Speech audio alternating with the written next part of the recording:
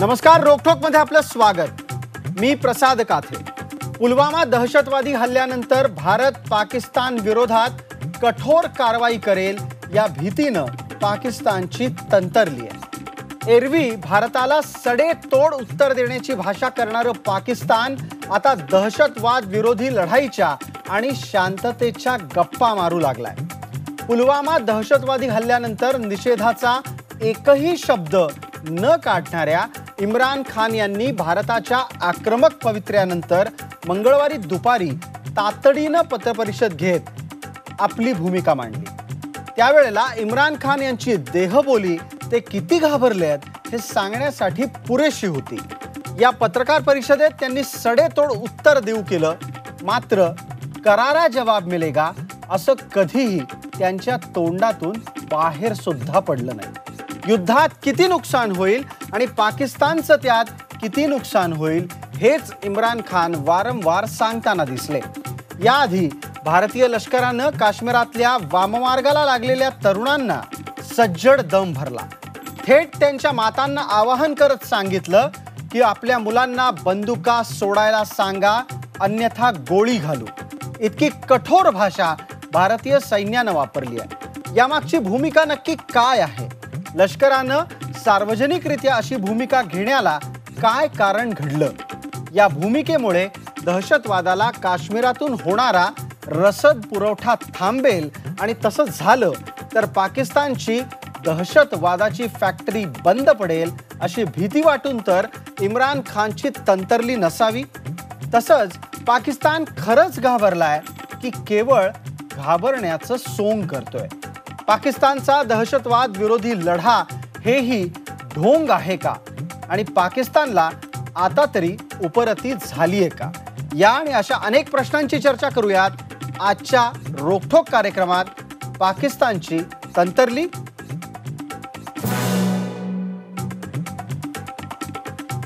पाकिस्तानच्या एकूणच भूमिकेसाठी काय कारणीभूत ठरलं त्याची चर्चा आपण तर करणारच आहोत, पण तत्पूर्वी पाकिस्तानचे पंतप्रधान इम्रान खान काय बोलले ते आपण ऐकणार आहोत। अगर ये ना भी होती उनकी विजिट, पाकिस्तान को इससे क्या फायदा है? क्यों पाकिस्तान इस स्टेज के ऊपर, जब पाकिस्तान स्टेबिलिटी की तरफ जा रहा है, हमारे पास हमने 15 साल की दहशतगर्दी की जंग जिसमें 70,000 पाकिस्तानी मारे गए हैं, एक दहशतगर्दी नीचे जा रही है, अमन आ रहा है, स्टेबिलिटी आ रही है, हम क्यों कोई इस तरह का, इससे हमें फायदा क्या है? हम सब जानते हैं कि जंग शुरू करना आसान है, शुरू करना तो जंग इंसान के हाथ में होती है, लेकिन जंग खत्म करना इंसान के हाथ में नहीं होती। ये किधर जाएगी बात अल्लाह बेहतर जानता है। इसलिए मैं ये उम्मीद रखता हूं कि बेटर सेंस विल प्रिवेल। हम इसमें अकल करेंगे, हिकमत इस्तेमाल करेंगे। बार बार पाकिस्तान को एक विपिंग बॉय बनाए रखेंगे आप। मैं आपको वाज़े तौर पे कह रहा हूं कि ये नया पाकिस्तान है, ये नई माइंडसेट है, नई सोच है। हम ये समझते हैं कि हमारे इंटरेस्ट में है कि ना हमारी जमीन से कोई जाके बाहर दहशतगर्दी करे और ना बाहर से आगे कोई पाकिस्तान में दहशतगर्दी करे। हम स्टेबिलिटी चाहते हैं। तो मैं आज हिंदुस्तान की गवर्नमेंट को ऑफर कर रहा हूं, किसी किस्म की आप तहकीकात करवाना चाहते हैं इस इंसिडेंट में कि कोई पाकिस्तानी इसमें मुलव्वस था, हम तैयार हैं। अगर आपके पास कोई एक्शनेबल इंटेलिजेंस है कि पाकिस्तानी इन्वॉल्व है, वो हमें दे। मैं आपको गारंटी करता हूं कि हम एक्शन लेंगे। याआधी भारतीय सैन्यानं ज्या कडक शब्दांमध्ये काश्मीरी मातांना आपल्या मुलांना वाममार्गापासून दूर करण्याची विनंती केली, ती काय शब्दात होती ते आपण ऐकणार आहोत। बोलतायत lieutenant general KJS Dhillon. Jaish e Mohammed Pakistan army का ही एक बच्चा है। जैश ए मोहम्मद को पाकिस्तान आर्मी ही कंट्रोल कर रही है और ऐसा ही कंट्रोल कर रही है। और जैसे कि आपने कल जैश ए मोहम्मद का रिलीज भी देखा होगा, उन्होंने ये कबूला भी है कि उनका चीफ ऑपरेशंस कमांडर जो है इस हमले में मारा गया है। तो पाकिस्तान आर्मी का इन्वॉल्वमेंट इसमें 100% है। इसमें मेरे को और आपको किसी को कोई शक नहीं। All the mothers of Kashmir to please request their sons who have joined terrorism to surrender and get back to the mainstream. Anyone who has picked up gun in Kashmir will be eliminated unless he surrenders. या चर्चेमध्ये आज आपल्याबरोबर सहभागी होणारे मान्यवर आहेत doctor Satish Dhage, निवृत्त colonel, Prashant Khandekar, निवृत्त एअर मार्शल, दिवाकर देशपांडे आमचे समन्वयक संपादक झी मराठी दिशाचे माझ्याबरोबर स्टुडिओमध्ये आहेत, केशव उपाध्ये प्रवक्ता भारतीय जनता पार्टी, रत्नाकर महाजन प्रवक्ता काँग्रेस पक्ष, मोहम्मद अनस मलिक हे झी मीडियाचे पाकिस्तानमधले प्रतिनिधी आहेत. ते इस्लामाबादेतून आपल्या चर्चेत सहभागी होत आहेत. पहिला प्रश्न मोहम्मद अनस यांनाच. मोहम्मद जी, हमारी आवाज़ पहुंच रही है आप तक? तकनीकी खराबी की वजह से आप तक बात पहुंच नहीं पा रही है. खैर, माझा पुढचा प्रश्न आता चर्चा सुरू करतोय त्या निमित्तानं सतीश ढगे यांना आहे. ज्या पद्धतीनं लष्करानं आज शब्द वापरलेले आहेत, इतके कठोर शब्द वापरण्याची परिस्थिती का निर्माण झाली?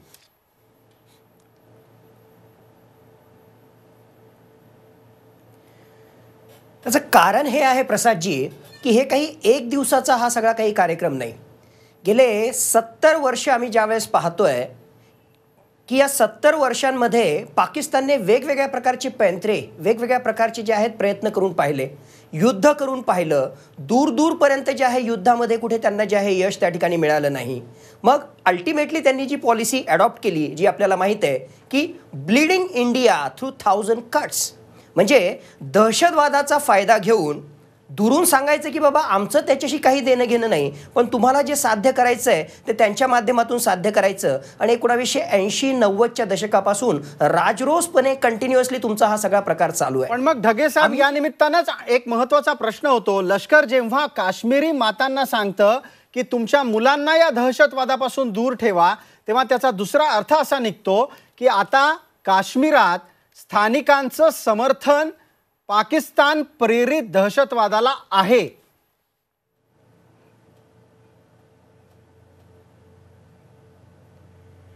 शंभर टक्के. कारण मी 14 तारखेला पण हा हमला झाल्यानंतर आपल्याच वाहिनीच्या माध्यमातून ज्यावेळेस आपण विश्लेषण करत होतो त्यावेळेस मी स्पष्टपणे सांगितलं की जोपर्यंत आपले घरभेदी, जोपर्यंत हा लोकल सपोर्ट तो कमी होत नाही, तोपर्यंत या प्रश्नाचं सोल्युशन मिळू शकणार नाही. आणि या ठिकाणी सुद्धा आपल्याला तसंच दिसतंय की या ठिकाणी आहे असे काही होस्टाईल एलिमेंट्स आपल्याकडे आहेत, आपल्या काश्मीरामध्येच राहणारे आहेत, आणि जोपर्यंत ते थांबणार नाही तोपर्यंत या प्रश्नाचं सोल्युशन निघणं शक्य नाही. आणि म्हणून ढगे साहेब, मला आपल्याला थांबवावं यासाठी लागतंय कारण मोहम्मद अनस मलिक आमचे प्रतिनिधी आहेत, ते आता इस्लामाबादेतून आपल्या सोबत आहेत. मोहम्मद भाई, आवाज आ रही है हमारी? जी बिल्कुल, मुझे आ रही है बिल्कुल जी. ये क्या हो गया कि इमरान खान साहब जिस लहजे में बात कर रहे हैं उससे बड़ा साफ लग रहा है कि पाकिस्तान डर के माहौल में है.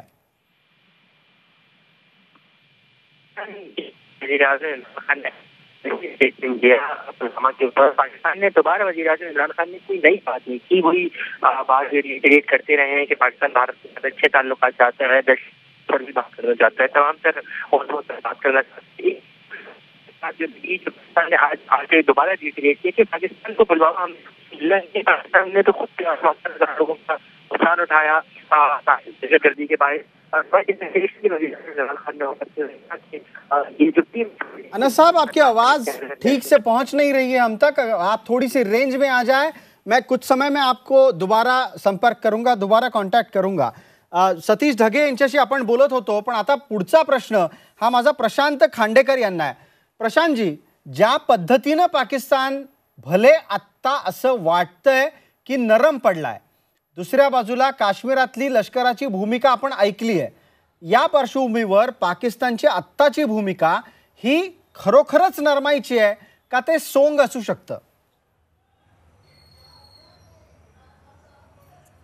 भारत आणि पाकिस्तान हे जे देश घडवले गेले ते घडवले गेले 2 नेशन थेअरीवर.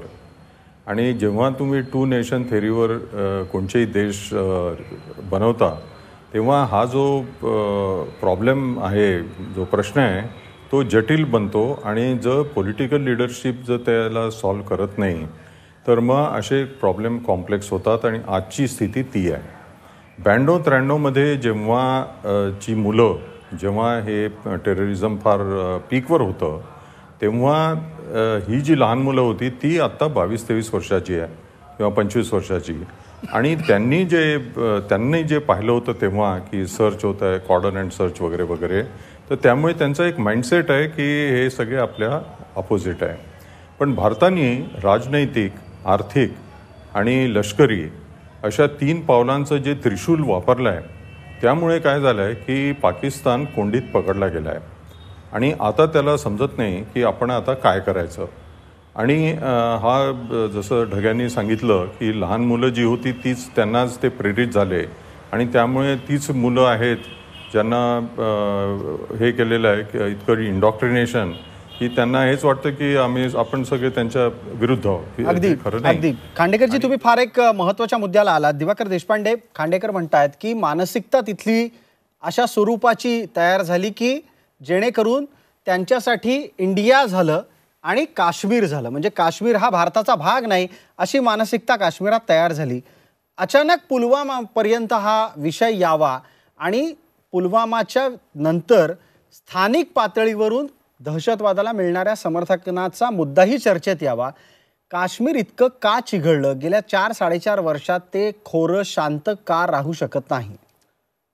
त्याचं खरं कारण हे आहे की काश्मीरमध्ये जे एक राजकीय स्थैर्य असायला पाहिजे होतं ते स्थैर्य नाही आहे. त्यामुळे नीट प्रशासन नाही आहे आणि राजकीय स्थैर्य आणि प्रशासन नसल्यामुळे काश्मीरमध्ये जे काही विकासाची कामं घ्यायला पाहिजे होती किंवा तिथे जे काही उद्योगधंदे स्थापन व्हायला पाहिजे होते अर्थात त्याला 370 कलमाची अडकाठी आहेच हे आपल्याला विसरता येणार नाही. पण याच्यावरही मात करून जर तिथल्या तरुणांना रोजगार देण्याची काही व्यवस्था झाली असती, त्यांच्या शिक्षणाची व्यवस्था नीट झाली असती, काही सामाजिक संस्था आणि लष्करानेसुद्धा त्यासाठी प्रयत्न केलेले आहेत आपल्याकडे, परंतु हे प्रयत्न कुठेतरी अपुरे पडलेत आणि मला वाटतं की तरुण दहशतवाद्यांच्या हातचं आयतं सावज बनलेले आहेत. त्यामुळे काश्मीरची परिस्थिती बरी होण्याच्या दिवसेंदिवस चिघळत चालली. अगदी. केशव उपाध्याय आणि रत्नाकर महाजन 2 राजकीय प्रतिनिधी आहेत या विषयावर आपल्यासाठी चर्चेमध्ये सहभागी व्हायला. तेव्हा रत्नाकर महाजन यांना माझा पहिला प्रश्न आहे. महाजन साहेब, काश्मीरातल्या राजकीय अस्थैर्यासाठी केवळ कोणता एकच पक्ष जबाबदार आहे का तिथली जनताही प्रामुख्याने जबाबदार आहे?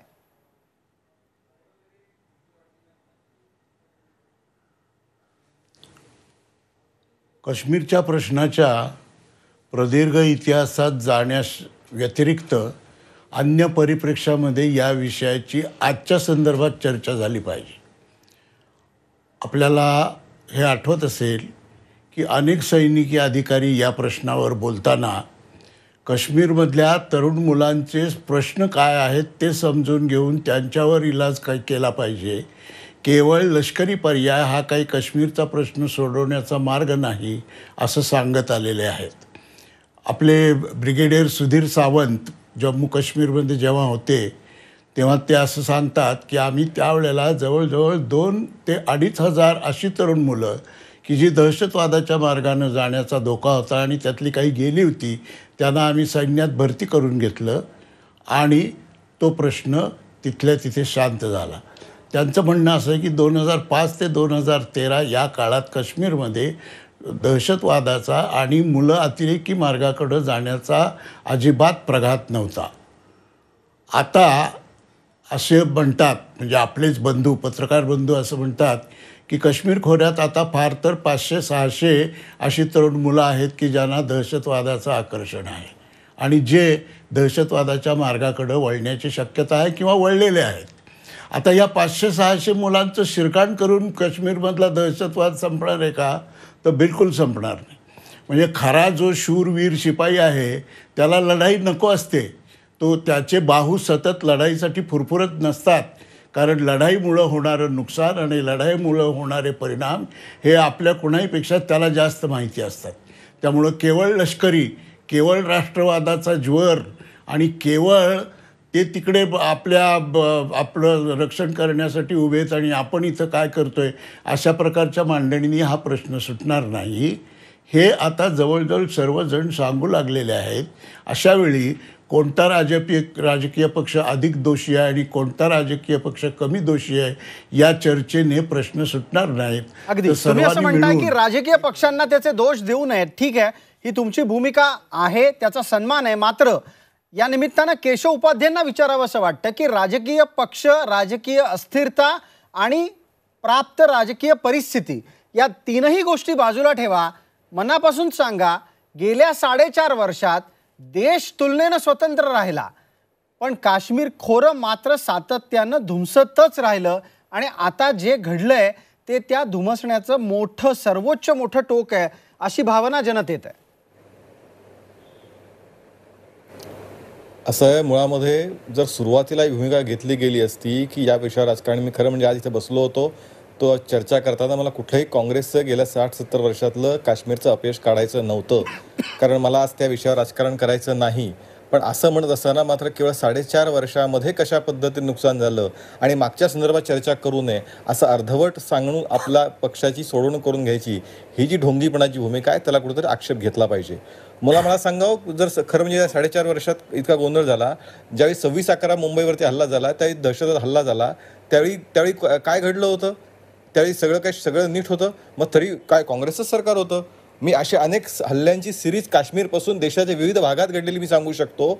मी ती यादी पण आत्ता क्षणात माझ्याकडे आहे, पण मला ती द्यायची नाही, कारण आज मला त्या विषयावर राजकारण करून काँग्रेसला दोषी ठरवायचं नाहीये. नाही, पण केशवराव, तेच मी म्हणतोय तुम्हाला. माझं केशवराव विनंतीचं तुम्हाला एकच सांगणं आहे की तो विषय आपल्या जागी आहे. आत्ताच्या घडीला गेल्या 4.5 वर्षात काश्मीर का धुमसत राहिलं आणि परिणामी जे घडलंय त्याची नैतिक जबाबदारी कोणी घ्यायची? मी तुम्हाला तेच नाही असं मी तुम्हाला तेच सांगण्याचा प्रयत्न करतोय की मुळामध्ये हा प्रश्न 4.5 वर्षातला धुमसण्याचा नाही. गेल्या अनेक वर्षापासून, अगदी 92-93 काय 90 पासूनचं हे त्यांचं धोरण त्या ठिकाणी राहिलं. 89चं खोरं आपल्या सगळ्यांना माहिती आहे, कशा परिस्थिती निर्माण झाली होती. गृहमंत्र्याच्या मुलीला पळवून नेण्यापासूनची परिस्थिती आपल्या सगळ्यांना माहिती आहे. आणि त्यामुळे अनेक वर्षाचा अपयशाचा परिपाक आहे आणि पाकिस्तानच्या प्रयत्न सातत्याने सुरू आहेत. मुळात काश्मीर धोरणापासूनचा उल्लेख करावा लागेल चर्चाच करायची असेल तर. त्यामुळे या 4.5 वर्षात काय घडलं याच्यावरती हे म्हणजे तात्पुरती मलमपट्टी किंवा तात्पुरतं उत्तर शोधण्यासारखं आहे, किंवा आपल्याला समाधानापुरतं जे उत्तर शोधायचं ते शोधण्यासारखं आहे. तसं करता कामा नये. मुळामध्ये पाकिस्तानची या ठिकाणची मनस्थिती लक्षात घेतली पाहिजे की त्यांना कुठल्याही परिस्थितीमध्ये भारतामध्ये अस्वस्थता हे करायची आहे आणि त्याला उत्तर आता मला सांगावं, ज्या ठिकाणी सैन्याने काही कारवाई करायचा प्रयत्न केला, सैन्याने कारवाई ज्यावेळी सैन्यावरती लोक तिथे दहशतवादी हल्ला करायला येतात त्यावेळी सैन्याने कारवाई करायची नाही, त्याच्यावर या सैन्याविरुद्ध कोण कशा पद्धतीने टीका केली गेली. आपले झी मीडियाचे प्रतिनिधी जोडले गेलेत आपल्या बरोबर इस्लामाबाद वरून. तेव्हा केशव उपाध्याय, आपण काही क्षणांसाठी थांबा. मोहम्मद अनस, आप बहस में अभी शामिल हुए हैं, तो मैं आपको बता देना चाहता हूं यहाँ पर अलग अलग लोग बैठे हैं, मिलिट्री के और साथ ही साथ वायुसेना के भी निवृत्त अधिकारी हैं, रिटायर्ड अफसर हैं. सभी का एक प्रमुखता से विषय यही है कि पाकिस्तान दहशतगर्दों के साथ किस तरीके से मिला हुआ है. अगर आप बेहतर तरीके से सुन पा रहे हैं, लेकिन आवाज़ आ रही है कि वापस एक बार आपका संपर्क टूट गया. मी सतीश ढगे यांच्याकडे प्रश्न घेऊन येतोय. सतीश जी, मला एका प्रश्नाचं उत्तर हवं आहे आणि तो प्रश्न असा आहे की राजकीय स्थिरता अस्थिरता याच्या पलीकडे जाऊन आत्ताच्या घडीला आपण पाकिस्तानला उत्तर द्यायला सक्षम आहोत का? आणि खऱ्या अर्थानं सांगा, युद्ध भारताला परवडणार आहे का?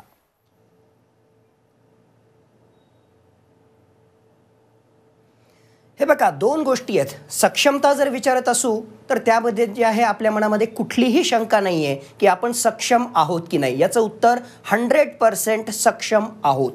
आता दुसरा प्रश्न की युद्ध हे सोल्युशन आहे का? नक्कीच युद्ध हे सोल्युशन नाही. पण म्हणजे मी जर असं या ठिकाणी म्हटलं की हा जो प्रश्न आहे या प्रश्नाच्या सोल्युशनसाठी military is not the only solution, पण जे काही सोल्युशन असणार आहे त्या सोल्युशनमध्ये without military also there is no solution. म्हणजे जसं आता चर्चेमध्ये आलं होतं की वेगवेगळ्या अँगलनी जर आपण पाहिलं की राजनैतिकदृष्ट्या असेल, इकॉनॉमिकदृष्ट्या असेल, आर्थिकदृष्ट्या असेल, राजनैतिकदृष्ट्या असेल, त्याचबरोबर सामरिकदृष्ट्या या सगळ्यांचा एकत्रित परिपाक म्हणजे या प्रश्नाची आपल्याला सोडवणूक काढण्यासाठी फायदा होईल. आताच्या घडीला जी भूमिका भारतीय सैन्याकडून इतक्या कठोर स्वरूपात घेतली जाते त्याचे परिणाम काय येतील आणि पाकिस्तानच्या पंतप्रधानांची नरमलेली भूमिका ही त्याचंच द्योतक आहे का?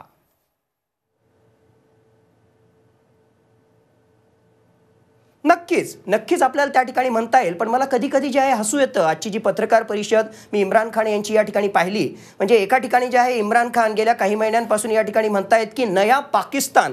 अरे कुठला नया पाकिस्तान? असा पाकिस्तान ज्यांना आत्तापर्यंत जे आहे 12पेक्षा जास्त वेळेस IMFकडे भीक मागितलेली आहे, की ज्यांना जे आहे स्वतःचं कर्ज फेडण्यासाठीच ज्यांच्याजवळ जे आहे तेवढा फॉरेन एक्सचेंज रिझर्व्ह, तेवढी विदेशी जी काही गंगाजळी त्यांच्याकडे असायला हवी तेवढी त्या ठिकाणी नाही आहे. $1200 कोटी तुम्ही कर्ज मागता आणि त्यातले जे आहे $300 कोटी हे तुम्हाला जे आहे तुम्ही डिफॉल्टरच्या लिस्टमध्ये जाऊ नये म्हणून तुम्हाला त्या ठिकाणी लागतं. इकॉनॉमिकदृष्ट्या जे आहेत तुमचे बुरे हाल आहेत. बऱ्याच राष्ट्रांनी जे आहे तुम्हाला साईडला टाकलेलं आहे. सामरिक दृष्ट्या जर तुम्ही पाहिलं तर दूरपर्यंत आधी पण नव्हते. आणि तुमचा मुद्दा लक्षात येतोय. तुम्ही काढलेल्या म्हणजे मुद्द्याच्या अनुषंगाने एक पटकन प्रश्न केशव उपाध्यायांना मला विचारायचा आहे. केशव, आपल्याला ब्रेकवर जायचं आहे, मात्र तत्पूर्वी एक फार महत्त्वाचा मुद्दा ढगे यांच्या चर्चेतून आला. तो होता आंतरराष्ट्रीय पातळीवर पाकिस्तानची स्थिती कमकुवत करण्याचा. त्याबद्दल तरी ठोस पावलं उचलली गेली असं दिसतंय का? कारण वारंवार सांगून चीन पाकिस्तानच्या पाठीशी उभाच दिसतोय. 4.5 वर्षामध्ये पाकिस्तानला जगाच्या पातळीवरती उघडं करण्याचं काम प्रत्येक व्यासपीठावरती भारतीय पंतप्रधानांनी केलं. याची तर आपण आठवण ठेवली पाहिजे. मग ते ब्रिक्स देशात असतील, बाकी सगळ्या ठिकाणी असतील, अनेक देशांशी बोलून आत्ता सुद्धा ट्रम्प यांनी स्टेटमेंट काढलं. त्यांच्या सहकार्याने अमेरिकेने आपल्या भारताला पाठिंबा दिला की तुम्हाला तो अधिकार आहे. आज जगातले अनेक देश, चीनचं एक नातं पुन्हा एकदा वेगळ्या गुंतागुंती स्वरूपाचं आहे, पण चीननं या हल्ल्याचा निषेधच केला. आज जगातले अनेक देश आज भारताच्या पाठीशी ठामपणे उभे आहेत, पाकिस्तानच्या विरोधामध्ये उभे आहेत. ही तर गोष्ट आपण लक्षात घेतली पाहिजे. आणि अगदी केशवराव, धन्यवाद या उत्तराच्यासाठी. एका छोट्या जाहिरातीसाठी आपण इथे थांबतोय. थोड्याच वेळात आपण परत येऊ आणि चर्चा करू की पाकिस्तान जर खरंच घाबरला असेल तर त्याचा दुसरा अर्थ तो भारताशी सुरू केलेलं दहशतवादाचं छुपं युद्ध अधिक ताकदीनं तर लढणार नाही ना. तेव्हा रोखोकचा दुसरा भाग यानंतर सुरू होईल, तेव्हा आपण तसेच आमच्याबरोबर जोडलेले राहा.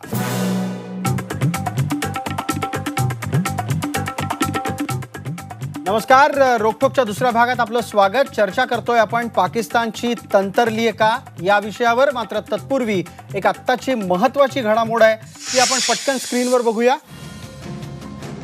इम्रान खान यांच्या वक्तव्यावर भारतानं प्रतिक्रिया दिली आहे. इम्रान खान पाकिस्तानचे पंतप्रधान आहेत, ते लष्कराच्या सांगण्यावरून बोलतायत अशी प्रतिक्रिया भारताकडून आलेली आहे.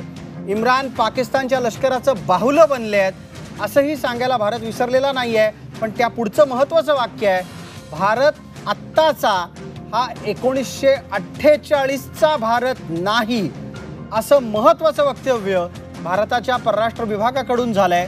आणि हे पाकिस्तान हा नया पाकिस्तान आहे, आता नवा पाकिस्तान आहे हे सांगून दहशतवादाशी आपला संबंध नाही हे अधोरेखित करू इच्छिणाऱ्या इम्रान खान यांना भारताच्याकडून स्पष्ट करण्यात आलं आहे.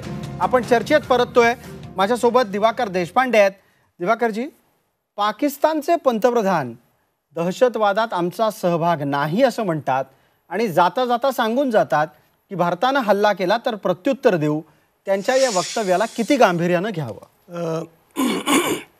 मला वाटते इम्रान खान यांचं बोलणं म्हणजे बोलण्याचा जो पहिला भाग आहे तो अजिबात गांभीर्यानं घेण्याची गरज नाही. कारण इम्रान खान हे तिथलं कठपुतलं पंतप्रधान आहेत.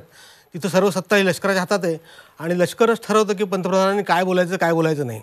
त्यामुळे इम्रान खान काय बोलतात त्यापेक्षा लष्कर काय करतं किंवा त्यांच्या काय कारवाया चालू होतात ह्याच्याकडे लक्ष देणं जास्त महत्त्वाचं आहे. आणि लष्कर हे थेट भारताशी सुडाच्या भावनेने वागतं आणि लष्कराचा तिथे कार्यक्रम आहे की भारतावर सुडू व्हायचा, भारतात सतत दहशतवादी हल्ले करायचे आणि भारताला हैराण करून सोडायचं, असा लष्कराचा कार्यक्रम आहे. तुमचं म्हणणं हेच आहे की भारताशी छुपं युद्ध चालू ठेवायचं ही लष्कराची भूमिका आहे पाकिस्तानच्या आणि ती कधी लपलेली नाही. सतीश ढगे, पाकिस्तान आत्ता जर समजा घाबरला असेल तर ती गोष्ट अधिक चिंताजनक भारतासाठी असू शकते का? कारण घाबरलेला पाकिस्तान म्हणजेच खवळलेलं पाकिस्तानचं लष्कर आणि खवळलेलं पाकिस्तानचं लष्कर म्हणजे भारतासाठी अधिक छुपं युद्ध लढली जाण्याची शक्यता.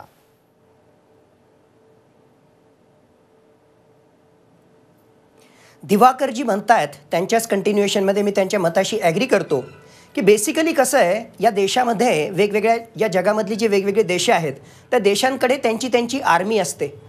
पाकिस्तान हे असा अपवाद आहे की त्या ठिकाणी जे आहे आर्मी आहे आणि त्या आर्मीनं जे आहे एक सरकार त्या ठिकाणी ठेवलेलं आहे. Literally that is the fact.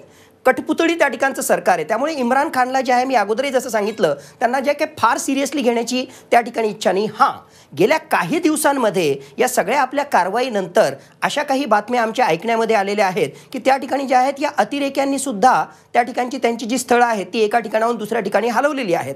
मग अशा प्रकारचा जर परिणाम आपल्या कारवाईमुळे जर होत असेल तर नक्कीच जे आहे ते महत्त्वाचं आहे. आता याच्यातला दुसरा भाग जो आहे की ही फक्त एक घटना झाली, काहीतरी आपण ॲक्शन घेतली, आणखीन काही सामरिकदृष्ट्या ॲक्शन घेणार आहोत म्हणजे सगळं संपलं का? नक्कीच नाही. म्हणजे एक तर जे आहे ऑलराऊंड अटॅक हा आवश्यक आहे आणि दुसरं त्याहून महत्त्वाचं प्रत्येक वेळेस आपण जेव्हा ऑलराऊंड अटॅक म्हणतो तेव्हा नक्की काय करणं अपेक्षित वाटतं तुमच्यासारख्या सैनिकाला? कारण मगाशी रत्नाकर महाजन साहेब असं म्हणाले की खऱ्या सैनिकाचे युद्धासाठी बाहू फुरफुरत नाहीत.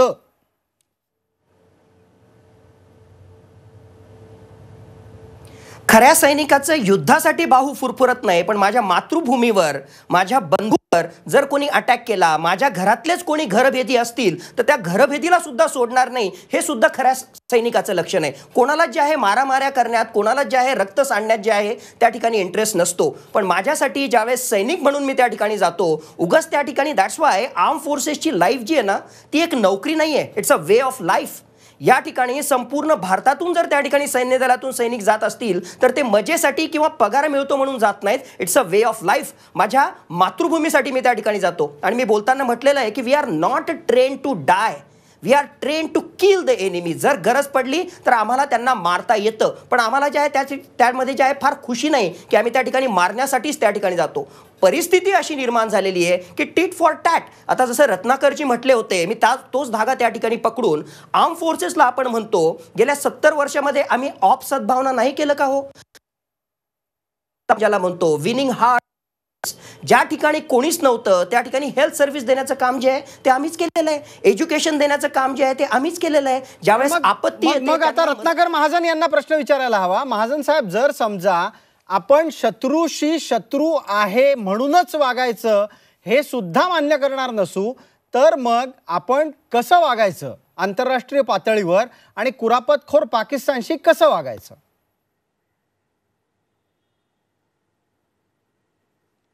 काश्मीर खोरा असो किंवा ईशान्य भारत असो, या भागातल्या सैनिकांनी केवळ लढाई किंवा बारक्यासारख्या चकमकी नव्हे तर शांततेच्या काळात सुद्धा बरीच समाजोपयोगी कामं केलेली आहेत. हा इतिहासाचा भाग आहे, त्याला कोणी नाकारत नाही. दुसरं असं की समरप्रसंग निर्माण झाला तर सैन्यानं सर्व शक्तीनिशी त्या समरात उडी घेतली पाहिजे, हेही सर्वमान्य आहे, याबाबतही मतभेद नाही. मुद्दा असा आहे की शत्रुराष्ट्राला वठणीवर आणायचा लढाई किंवा लष्करी कारवाई हा एकमेव मार्ग नाही, एवढाच त्यातला प्रश्न आहे आणि तो बहुतेक तिन्ही लष्करी अधिकाऱ्यांनी मान्य केलेला. महाजन साहेब, मग हाच मुद्दा आता उपस्थित होतो. मी मगाशी चर्चेची सुरुवात करतानाही हेच म्हणालो की जर पाकिस्तान घाबरला असेल आणि तो छुप युद्ध अधिक वाढवत नेणार असेल तर त्याच्यासाठी तरी आपल्याला सज्ज व्हायला नको का? आणि त्यात अधिक प्रतिकात्मक म्हणण्यापेक्षा अधिक थेट अशी कारवाई आपल्याला करणं अपेक्षित नाही का आपल्या मातृभूमीच्या रक्षणासाठी?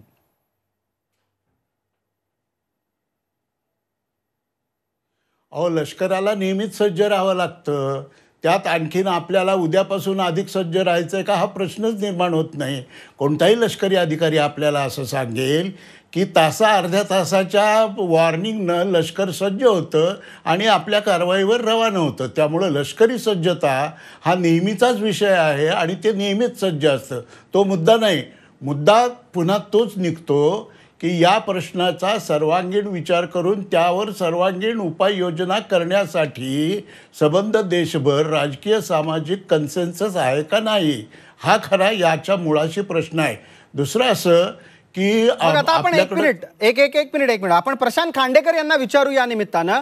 प्रशांतजी, राजकीय कन्सेन्सस म्हणजे थोडक्यात राजकीय एकवाक्यता या देशात आपण कशा स्वरूपाचं उत्तर द्यायचंय यासाठीच जर होत नसेल तर ही गोष्ट कोणासाठी जास्त चिंताजनक आहे? भारत देशामध्ये लोकशाही आहे आणि प्रत्येकाला आपलं मत प्रगट करायचा अधिकार आहे. पण जेव्हा देशाची युनिटी, इंटिग्रिटी ह्याच्यावर प्रश्न येतो तेव्हा मला वाटतं की सगळ्या राजनैतिक पार्टीच्या नेत्यांनी थोडं स्वतःला किंवा त्यांच्या कार्यकर्त्यांना थोडं सांभाळून घ्यायला पाहिजे आणि प्रत्येक वाक्य जे बोललं जातं त्याचा अर्थ, निरर्थ किंवा दुसरा अर्थ असा आपले जे विरोधी लोक आहेत ते काढू शकतात का हे विचार करून तसं बोलायला पाहिजे. कारण काय होतं की खांडेकर साहेब, तुम्ही स्पष्ट सांगून टाका. मला असं वाटतं की तुम्ही ज्या पार्श्वभूमीतून आलेले आहात तेव्हा तुमच्याकडून आम्हाला अधिक स्पष्टपणे ऐकायला आवडेल राजकीय कार्यकर्त्यांनी आणि नेत्यांनी काय करू नये. मला वाटतं की जेव्हा आपल्या ह्याच्यात गव्हर्नमेंट आहे, गव्हर्नमेंटला ही एक अधिकार आहे की इंटरनॅशनल लेवलवर आपल्याला काय काय करायला पाहिजे आणि प्रत्येक गव्हर्नमेंट त्यांच्या देशभक्तीवर कोणीही कधीही विचारही करू नये. पार्टी कोणचीही असो, जेव्हा ते पार्टीवर गव्हर्नमेंट रन करतात तेव्हा देशभक्ती आणि देशाचा उद्धार हाच एकमेव त्यांचा उद्देश असतो. आणि केशव उपाध्ये, मला वाटतं की तुम्ही ही चर्चा पूर्णपणे ऐकलेली आहे तेव्हा मला एका गोष्टीचा आता तुमच्याकडून खुलासा हवा आहे आणि तो असा आहे की या देशाच्या रक्षणाची चर्चा जेव्हा जेव्हा होते त्या वेळेला आपल्यात एकवाक्यता का येत नाही? प्रसाद, आपण लोकशाही स्वीकारली आणि लोकशाहीमध्ये वेगवेगळ्या विचारांचं येणं, विचार मतभेद असणं हे स्वाभाविक आहे, त्यात मला गैर काही वाटत नाही. पण आपले विचार ती कुठपर्यंत वेगळे मांडायचे याचं भान दुर्दैवाने आम्ही विसरत चाललो. मी आजचं लेटेस्ट उदाहरण देतो आणि अतिशय मला जे मी ते वाचलं मला खरंच दुःख वाटलं. म्हणजे ह्याच्या मागे असापूर्वी घडलेलं आहे. आज ज्यावेळी आत्ता आंतरराष्ट्रीय न्यायालयामध्ये पाकिस्ताननी ज्यावेळी संदर्भ दिला जाधव कसा पाकिस्तानमध्ये कारवाई करतो आणि तो तिथला एजंट आहे हे सांगण्यासाठी त्यांनी भारतातल्या एका प्रतिष्ठित वर्तमानपत्रामध्ये प्रसिद्ध झालेल्या एका अत्यंत मोठ्या पत्रकाराच्या लेखाचा दाखला म्हणून दिला. हे बघा, हे तुमचाच लेख, तुमच्याच वर्तमानपत्रात आलेला तुमच्याच मोठ्या पत्रकाराचा दाखला, ही आजची घटना आहे. त्यामुळे याच प्रकारचं प्रकरण समझोता एक्सप्रेस बॉम्ब ब्लास्टच्या वेळी झालं होतं. अशा अनेक घटना आहेत. खरं म्हणजे आपल्यातले मतभेद असतील, माझे रत्नाकर महाजनचे इथे मतभेद आहेत, काँग्रेस भाजपचे मतभेद आहेत, सगळ्यांचे मतभेद असतील, पण तरीसुद्धा हा देश, या देशासाठी देश राहिला तर आम्ही सगळे आहोत या भावनेच्या पलीकडे आम्ही सगळे जोपर्यंत जात नाही, या भावनेपर्यंत आम्ही जात नाही तोपर्यंत मला असं वाटतं की आपला फायदा आणि ISLचं हेच वैशिष्ट्य, आपल्यातल्या ज्या फटी आहेत त्या फटी कशा आणखीन मोठ्या करता येतील हा प्रयत्न आज त्यांनी काश्मीरच्या बाबतीत केला. मध्ये पंजाबच्या बाबतीत काही प्रमाणात त्यांचा सपोर्ट होता. इतर भागामध्ये ते करण्याचा 26/11चा स्लीपर सेल आले कुठून? शेवटी आमच्यातल्याच काहीतरी आम्हीच त्यामध्ये, आणि प्रत्येक वेळी आम्ही कमी पडलो आणि काय संवाद साधण्यात संवाद आपण साधला, सगळ्या गोष्टी केल्या. पण मग आता 4.5 वर्षाच्या बाबतीतही बरेचसे प्रश्न उपस्थित होतात केशवराव. अचानक पाकिस्तानच्या पंतप्रधानांच्या घरी जाणं, पाकिस्तानच्या बाबतीत विविध प्रकारे सकारात्मक भूमिका घेणं, हे 4.5 वर्ष करून सुद्धा आपल्या पदरी काय पडलं तर पुलवामा पडलं.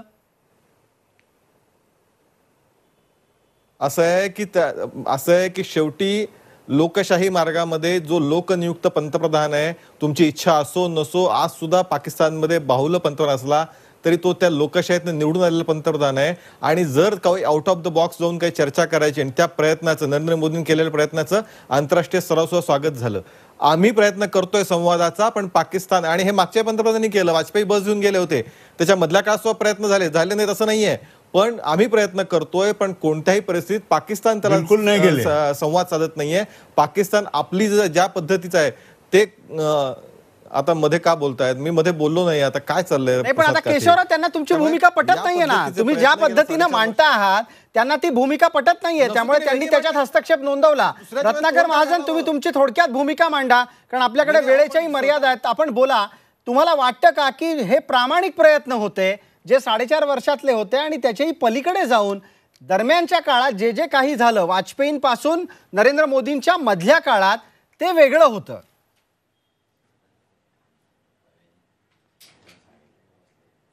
डॉक्टर मनमोहन सिंग यांचं जन्मस्थान पाकिस्तानमध्ये आहे. ते 10 वर्ष या देशाचे पंतप्रधान होते.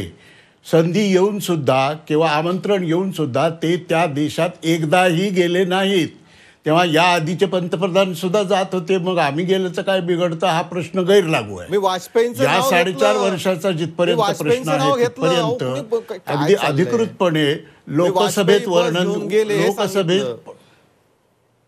काय चाललंय तुमचं, काय चाललंय, वाजपेयींचं अरे नाव काय घेतलं. चाललंय, काय अहो, मध्ये तुम्ही कशाला बोललात, बोलता मी नाही. आता, अहो, तुम्ही काय बोललात? चाललंय, मध्ये तुम्ही हे बोललात, काय मला चाललंय, आक्षेप नोंदवला पाहिजे.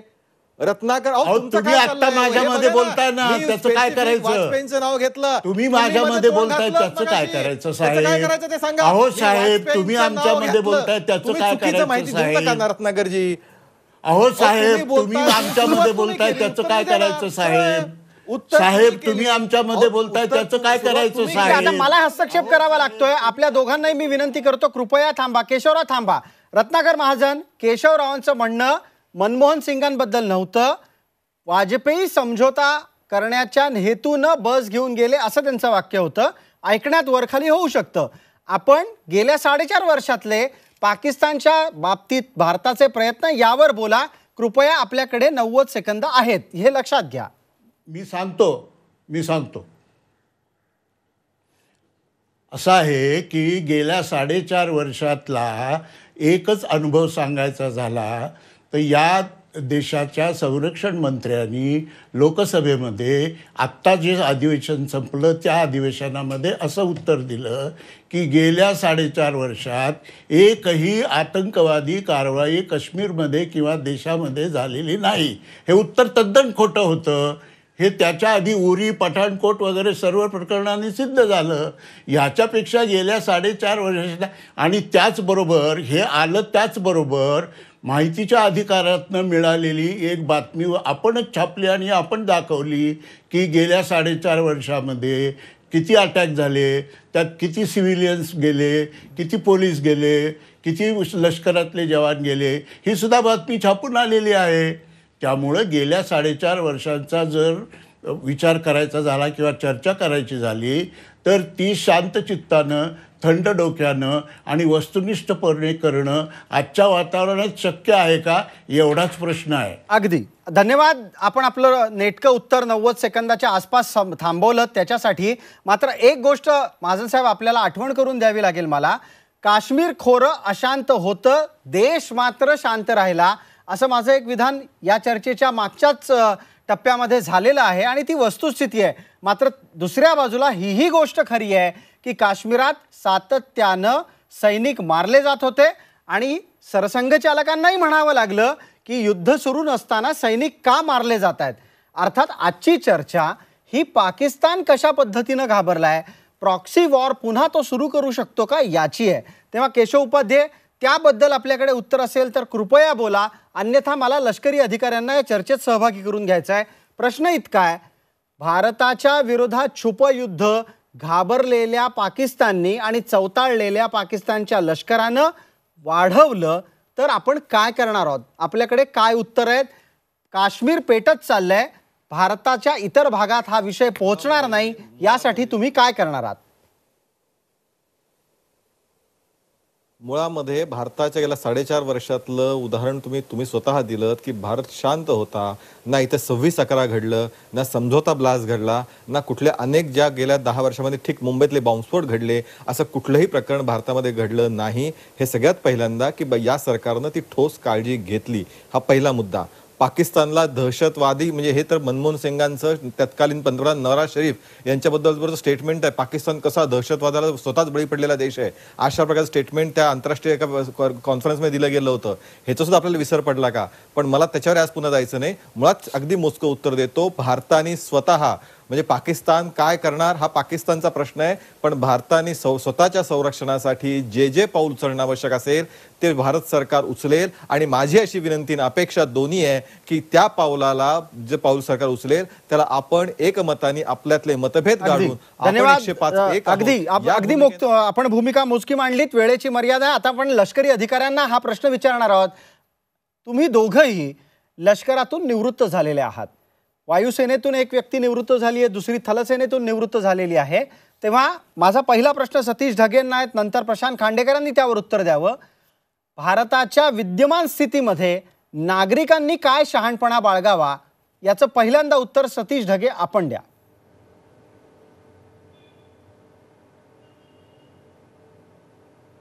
एक छानसं वाक्य मी कुठेतरी वाचलं होतं की या ठिकाणी जे आहे आपलं जे सैन्य आहे ते सैन्य आपला प्राणसुद्धा देण्यासाठी जे आहे मागं पाहणार नाही आणि त्याच्यासाठीच आपल्यापैकी प्रत्येक नागरिकानं त्याच्या योग्य बनण्याचा प्रयत्न करावा.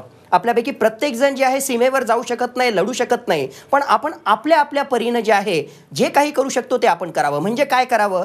आता सगळ्या चर्चेमध्ये मला 1-2 प्रश्नांचं जे आहे पटकन या ठिकाणी उत्तर द्यायचं आहे. तुम्ही विचारत होता की या सगळ्या प्रश्नासाठी काश्मीरमधला हा सगळा जी इन्स्टेबिलिटी आहे कोण रिस्पॉन्सिबल आहे? खरं सांगू, we the people of India, आम्ही भारतीय लोक ज्यांनी आमचे हे राजकीय प्रतिनिधी या लोकशाहीमध्ये निवडून दिले, तर जे आहे आम्ही एवढे टॉलरंट आहोत ना, आम्ही एवढे सहिष्णू आहोत आणि त्याचाच परिणिती म्हणजे आमचे पॉलिटिकल जो सेटअप आहे. मी एका पार्टीवर म्हणत नाही, गेल्या 70 वर्षाचं मी म्हणतो की आमची जी पॉलिसी आहे ती पॉलिसी जी आहे कुठेतरी कमकुवत आहे. मी का म्हणतोय हे? इस्रायलला हा आम्ही कधी प्रश्न विचारत नाही की बाबा तुमच्याशी संबंधित हा प्रश्न का निर्माण झाला, USA ला विचारत नाही, हा भारतामध्येच का विचारावा लागतोय? मग कुठलीही पार्टी घ्या, ते जे आहे मसूद अझहरचं एक्झाम्पल त्या ठिकाणी असो, दहशतवादाविरुद्धची जी आहे एखाद्या काँग्रेस पार्टीची जी आहे त्या ठिकाणी पॉलिसी असो किंवा बीजेपीची असो, एक वाक्यता नाहीये. म्हणून पार्टीच्या पॉलिसीच्या ऐवजी आता माझ्या मते प्रशांत खांडेकर, वेळेची मर्यादा संपत आली आहे, मात्र शेवटचं 1 मिनिट आपल्यासाठी आहे.